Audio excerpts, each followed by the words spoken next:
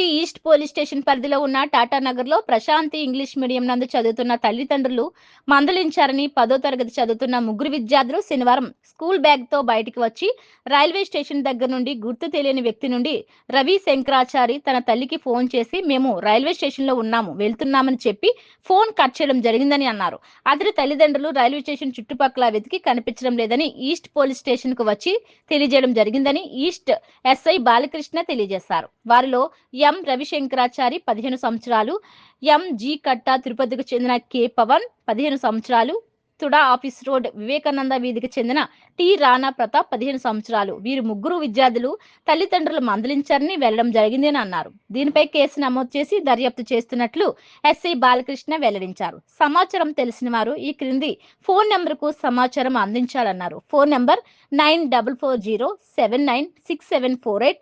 6303477198 నంబర్లకు సమాచారం అందించాలని కోరారు.